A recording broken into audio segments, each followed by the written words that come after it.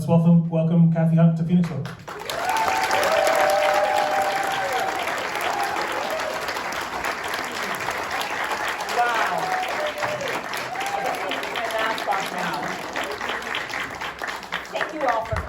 This is absolutely extraordinary to see so many familiar faces. I can't thank you enough for being here because, quite frankly, if you weren't here, I wouldn't be able to be here. So thank you. Give yourselves a pat on the back because you helped me be here tonight. I'd also like to thank, of course, Jason Hafer and Reeds and Company. If you've never been to Reeds, I encourage you to, as Jason mentioned, to walk right across the street. If you're in town for the weekend, certainly go to the bookstore and check it out. It is one of my favorite places to hang out and shop. And what a lot of you might not know is that the reason I know so many people in Phoenixville is actually because of Jason. When I finished graduate journalism school eons ago, I moved back to the area and I didn't really know very many people, but I knew first off that there was this great independent theater in town called the Colonial Theater. So I dragged my husband here to see some movies and I thought, Phoenixville, this is an awesome town. And then I found out that there was this great independent bookstore, which at the time Jason had opened with his business partner Paul Oliver, and it was called Wolfgang Books. And when I walked in, both Jason and Paul said, hey, if you ever want to start a book group, we'd love to have you come in. So I ended up not starting just one, but two book groups, and I met so many wonderful people. And not only through the book groups, and I know, as many of you know, book group members are here tonight, but also through Jason's generosity and willing to connect people. I also met so many fantastic additional people within the Phoenixville community. And I like to say that any friend I have is really as a result of knowing Jason Hafer and his lovely wife, Rochelle. So thank you, Jason. Thank you for having me here tonight. And I'm so excited to be here and be partnering with you on this. Thank you. We feel the same way. Thank you. I'd also like to thank the Colonial Theater. As I mentioned, this was certainly a huge selling point for being in this area and getting to see so many great movies. And now I'm so thrilled to be here this evening. Thank you, Janice Hartman and Mark Weber, for helping facilitate this and making this such an easy process, and the rest of the staff of the Colonial. So thank you so much. I also have to thank our friend Tom Ransom, DJ Minty Fresh, for the great music that you've been listening to tonight. Tom is a fabulous curator of playlists, among many other things. He's also a very fabulous artist, and I couldn't be more thrilled and honored that he would be willing to spend so much time putting together a playlist. And Tom, you'll have to correct me, but I think it's Juicy Tunes for a Luscious Planet or Luscious Tunes for a Juicy Planet. But either way, it's an amazing playlist, and I hope that you guys have been enjoying it. Tonight, a little later, we'll be enjoying some savory treats courtesy of Clint Tichnell from Tuned Up Brewing. So I'd like to thank Clint and his wife, Lenore Tichnell. Tuned Up is located in Spring City, not too far from here. Clint has a great palate and a great set of beers on tap, so please, if you get a chance, go over and check it out. You may have met my amazing and lovely young servers, Amani and Faye Brubaker. So hats off to them. Thank you, girls, for being so good. They'll be around a little later this evening. I also have to thank my kitchen staff, Tony and Michael Riley Hill, Laura Ransom, Tom Ransom. Again, Tom is so versatile here, it's amazing. Lindsay Herman, and I know a little later, Doug Mott, Marianne Worrell, and Tom and Laura again will be pitching in to help out. So thank you guys, because there are so many moving parts when you do a book launch party, and you guys have made this so much easier for me, so thank you so much. And of course, I'm going to thank my husband, Sean Dippold, who has been with me every step of the way. I cannot thank you enough. And I also want to thank my mother-in-law, Mary Frances Baugh, who she is right up here in the audience. Probably 50% or more of you are here tonight because Mary invited you. Mary, thank you so much for the love and support. You are phenomenal, as is Lung Va, who is mentioned in the cookbook, and there's even a photo of Lung in the early part of the book. So if you get a chance to flip through, you'll see Lung. So I'm rather than continue to thank everybody, which I could go on for hours, because all of you really are instrumental for me being here tonight, I'm going to jump in and just talk a little bit about the book. So when people hear that phrase, luscious, tender, juicy, often they'll say, ooh, that's a kind of risque title. But what they don't realize is that long before it was luscious, tender, juicy, which was my publisher's decision to title it that, it was called a word that everybody dreads, and yet it is a word that is so important, and that word is moist. And the reason that this cookbook even came about is because your servers tonight, Imani and Faye, as well as their sister Shanae and their mom Drina, had been at my house doing a cooking class. We were baking, and I had mentioned how when you're baking, you want food to be moist. You want a cake that's moist. You don't want it dry, et cetera, et cetera. And when I said the first time the word moist, everybody who said, ew, that is the grossest word, except for their mom, Drina, who said, you know, Kathy, I think that should be your next cookbook. And sure enough, that became my next cookbook.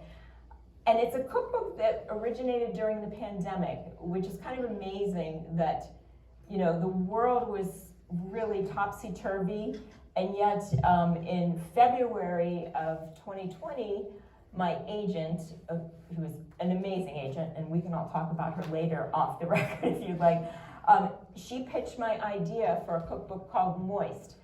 And amazingly, Norton, W.W. Norton, accepted my proposal. They have a division that covers just cookbooks, and that's Countryman Press, who is the actual publisher. And they loved the idea of moist cooking. And I do too. So we're going to talk a little bit tonight about moist cooking.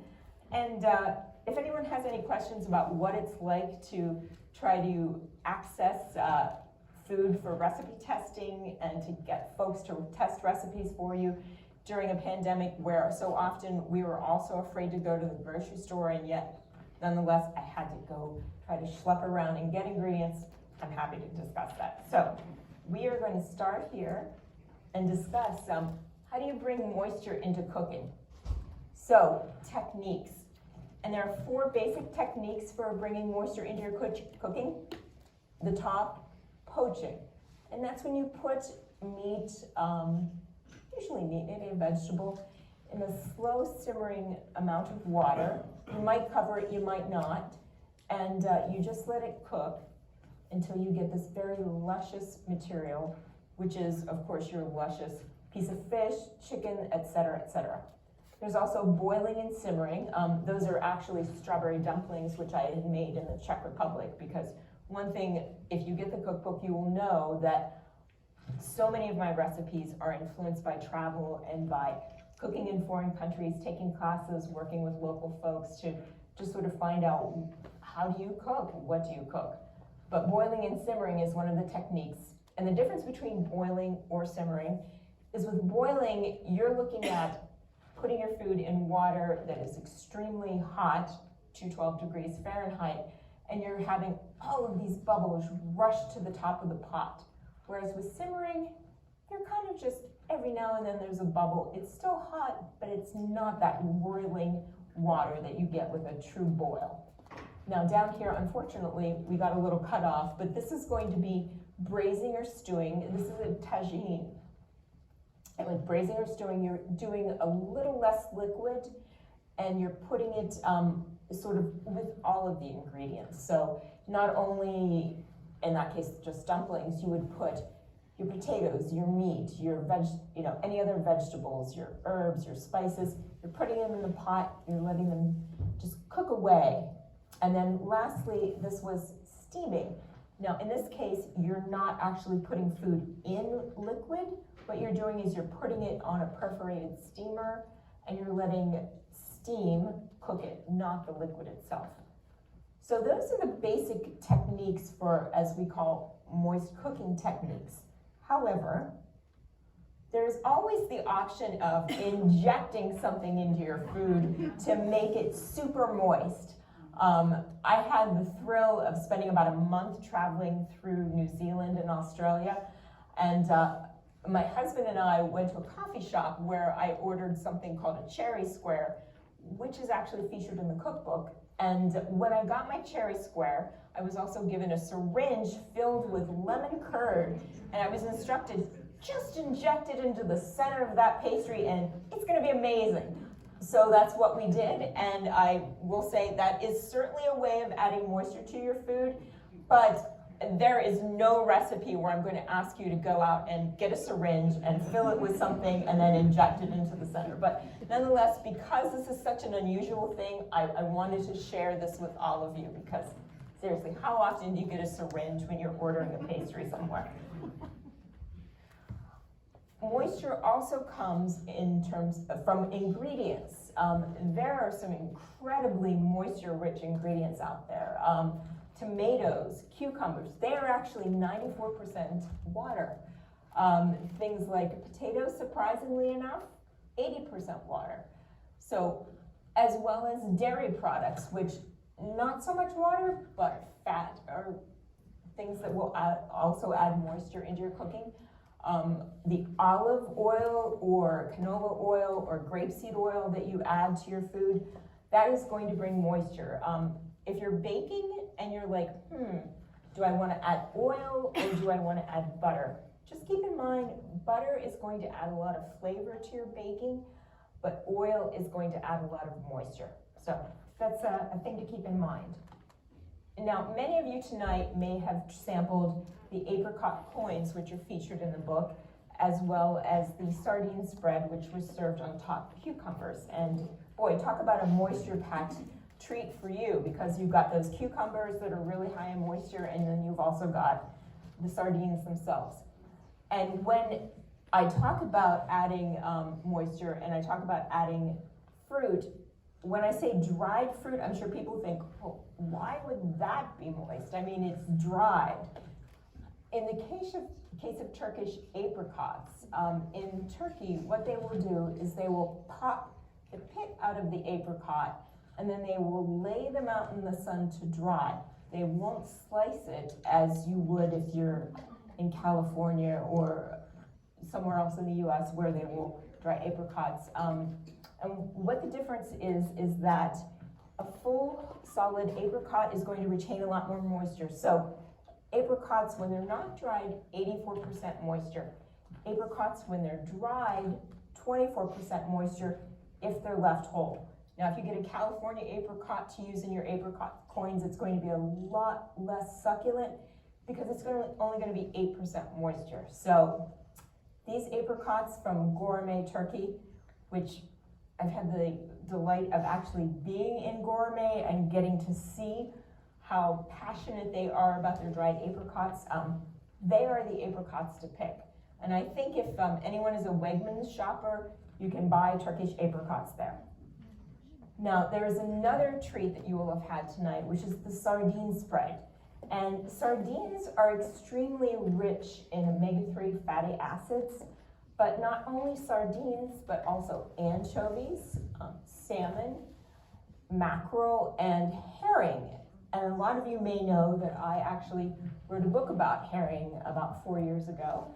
And this is likewise a very rich fish. And because these fish are so rich in omega-3 fatty acids and oil, once they're caught, they need to be salted. So this picture is from a market in Split, Croatia, which is right along the water. And I just thought I would include that sort of as a sample of how people preserve this very oily fish that will add a lot of moisture to your dish. So in my writing, and I don't only write cookbooks, I've been writing about food since 2005. I worked for 10 years for Chicago Tribune's syndication service called Tribune Media Services. So my writing has appeared in the Los Angeles Times, Chicago Tribune, Baltimore Sun, Qatar's newspaper. I'm actually internationally syndicated. And then once the Tribune company was taken over, I moved on to write for Reuters and Zester Daily and continue to be syndicated. I also write for Veg News, Taste of Home, and other publications. But one thing that I often write about, and I thought especially since we're in the holiday season, I would mention Christmas markets and how travel has inspired a lot of my cookings. Now, in a normal year, I would probably be badgering Sean to take me to a Christmas market, so perhaps I could pitch yet another story about the Christmas markets and the food that is sold there, because there are so many luscious, tender, juicy treats that appear at these different holiday markets. And on the left, we see a Christmas market from Prague, the Czech Republic, and on the right, we have one from Antwerp, Belgium. And in the cookbook, I actually feature one of the recipes that I've taken from a Christmas market. And prior to going to the Dresden Stollen Fest in Dresden, Germany, I actually wrote quite a bit about it, and I'd researched quite a bit, and I always thought, oh, if I could only get the opportunity to go there, because I really want to see a 6,000 pound, which I think is roughly what 2,872 kilograms is, a 6,000 pound loaf of holiday bread, which is made by all the artisans in Dresden. And these are all the bakers who go on parade. And basically the story is that for close to 100 years, all of the bakers in Dresden have gotten together and they've baked this bread called Stollen. I don't know if anyone has ever had Stollen. I grew up eating it, and it's kind of funny because my mother hated to cook, but she did enjoy baking one thing, and that one thing that she enjoyed baking was Stollen. So I grew up eating walnut Stollen, and so when I went there, I was like, oh my goodness, you know, I get to see the people who are actually making this bread. I get to see them taking the bread through, let's go back, on a horse-drawn carriage through the town into the main square. I get to see these guys walking through town with this massive knife. It was a ceremonial knife, although nonetheless, they did actually slice up the bread, and then anyone and everyone, including me, because you can't go to Dresden, Germany, and go to the Stollen Fest and not get stolen. And on the left is the bread that they sold, and on the right is the Stollen that is featured in the cookbook, which is based slightly on the recipe that my mom used, and also on the recipe that, after talking to bakers in Dresden, I came up with. So I will say, if you ever get the chance to go to Dresden, Germany at Christmas time, take up that opportunity, because wow, it's worth it just for the bread and to see this giant bread go through town. Now, when people talk to me about, you know, what are some other inspirations for cooking, for your recipes and for the topics that you write about, I will say eating with friends in foreign countries. Over on the left, this is from a trip that my husband and I took to Chennai, India, and we had many meals with local friends, and I learned how to properly eat biryani, which, as you'll see, is with my hands using a banana leaf as my platform for eating. And while I was there, I also learned about a fabulous dish which was often served at breakfast, and it is called ven pongal. Now, when I got back home, I started serving it not at breakfast, but at lunch, at dinner. It is the most velvety, wonderful meal. And of course, I had to include it in Luscious, Tender, Juicy, because it is luscious, tender, and juicy And it's a perfect example of how travel has really influenced my cooking. This Pavlova, for anyone who has had a Pav, or maybe not, and this might be a new experience for you, Pavlova originated in New Zealand in 1926, and the country made it sort of as a tribute to the ballerina Anna Pavlova, a Russian ballerina who was visiting the country, and they thought, how can we honor this woman? I know, we're going to make this lovely meringue base because it will kind of remind us of the tulle, I don't know, anyone who does ballet, please forgive me, tulle outfit that you wear. And then we're going to put some custard, maybe some macerated fruit on top, and then top it with some whipped cream. And it's going to be this very heavenly creation. And we're going to call it a Pavlova in honor of him, of her, rather, sorry. And while I was there in New Zealand, I couldn't believe that I could walk into a grocery store and see Pavlova pre-made, all you have to do is put your fruit on top. Pavlova, just add water, you're gonna have this fabulous dish. And then pretty much every restaurant that we would go to, if Pavlova was on the menu, which invariably it is, I would have to try it. So we have at the top a raspberry Pavlova, a passion fruit Pavlova, and then when I returned home, because I thought, I'm gonna master this, this is a strawberry Pavlova. And for anyone who has ever been at our house at Christmas Eve, we always have a massive Christmas Eve party. Post-COVID, or during COVID, we certainly don't do that, but all are welcome. But nonetheless, I love making Pavlovas and serving it for the evening. So that is my Pavlova, and you all get to enjoy that too in Luscious, Tender, Juicy, because I could not resist adding that. And you might say, like, what makes a meringue that, you know, that luscious? Because it's kind of a crisp ingredient. And what you do is that you would add your macerated fruit and your whipped cream about half an hour before serving, let everything just soak in together, and then suddenly it transformed, not into this crisp shell, but into something that's very ethereal, very moist, my favorite term, and very luscious, tender, and juicy. Hence how it ended up in the book. Cooking classes have also really influenced me. When I'm traveling, I love to cook with locals, whether it be in a traditional setting that I sign up for a cooking class, or whether it be that in the case of my father-in-law, who has family in Ho Chi Minh City, perhaps following along as his siblings will make a wonderful meal, or just pushing my way into someone's home or someone's professional kitchen, because I have no shame. I will be like, hey, I want to know how you're making this. Can I step into the kitchen? But in this case, I'm in Chiang Mai, Thailand, and I'm learning about different Thai dishes, including pad Thai. Now, I will say, I've had a love-hate relationship with pad Thai, because so often when I order it out, whether it be in a Thai restaurant or a fusion restaurant, I often find it kind of floppy. You know, it smells a little, I hate to say, like dirty feet. It is a rough dish for me to get. However, when I was in Thailand, I had the opportunity to make it with a local chef and learn the techniques for how to properly stir fry a dish and how to make it very silken and not at all smelling off or being just dry. So certainly cooking in local areas have helped my cooking quite a bit, as have teaching cooking classes.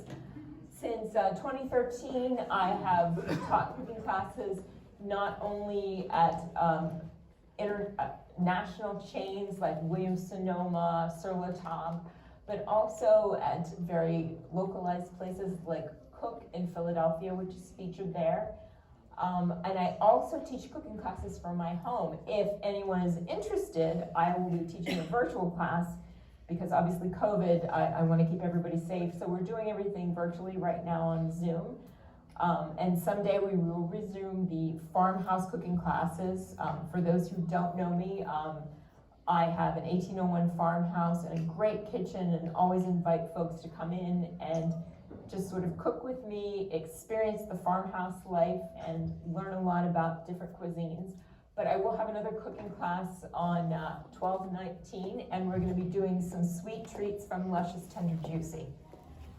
And before I wrap up, I just wanna mention a little bit more about me, because some of you may not know or may think that, oh, she comes from a long line of folks who are really passionate about cooking. And that's not actually the case. And if you read through the cookbook, it's a very personal cookbook, and it talks a lot not only about how my mom hated cooking, and in fact, she hated cooking so much that she would try to make each meal as dry and as tasteless as parchment paper. This was how she kind of got out her anger over having to be the cook in the house. So as a result, she was not an influence for me, but in fact, the parents of childhood friends, I have a very close childhood friend who unfortunately could not be here tonight, but her parents owned a restaurant in my hometown, and her mom, Vasiliki Kolovas, contributed a recipe to this cookbook. Mrs. Kolovas was really instrumental in influencing my interest in international cuisines, and also learning how to make something like baklava, which is included in the book, as well as these lovely cookies called karabadis. So while family didn't play an influence, certainly friends and friends' parents did, as well as my husband's aunt, Nancy Haberberg, who is likewise appears in this cookbook for Aunt Nancy's stupendous carrot cake. So, and I will say, as I mentioned, my mom was not really into cooking, and her suggestion to me at a very young age was, do not ever learn how to cook, because you're going to be doing it your whole life. So, you know, I always joke that this is how I rebelled against my mother.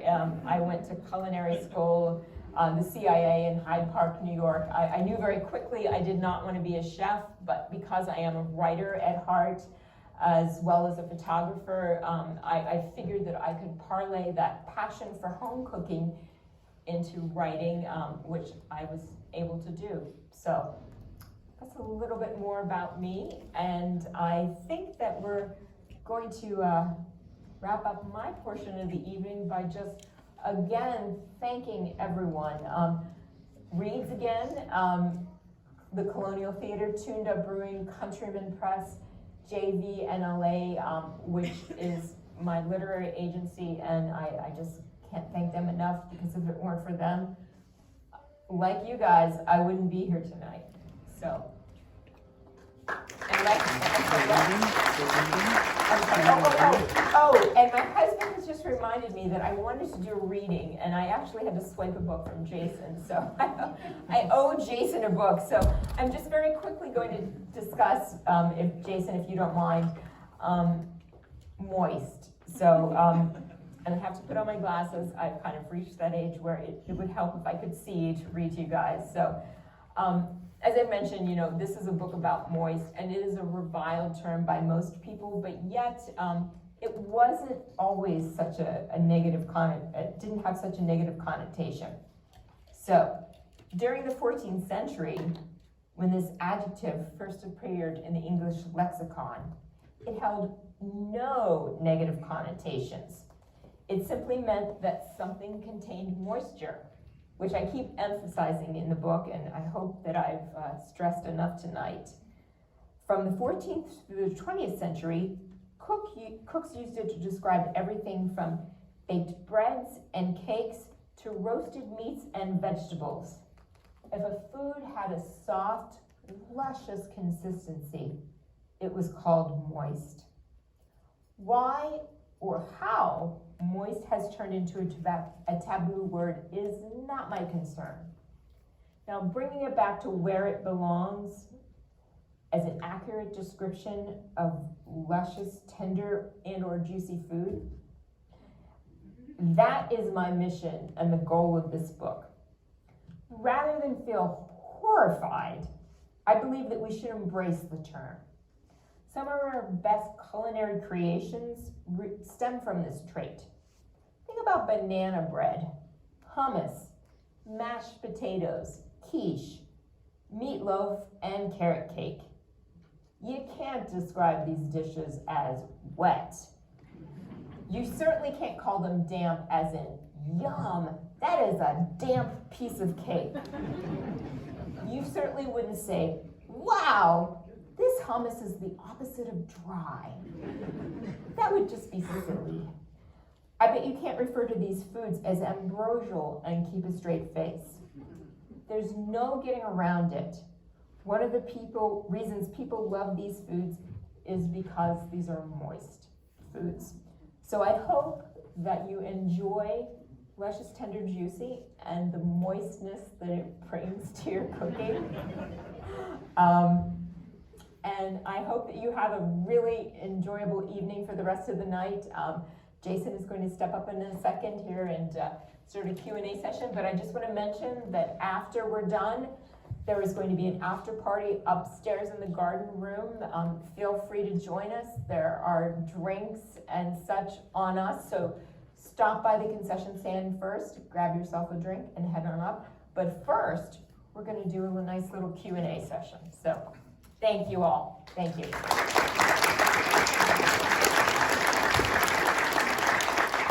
Thanks, Kathy. That was awesome. So we'll open up for questions.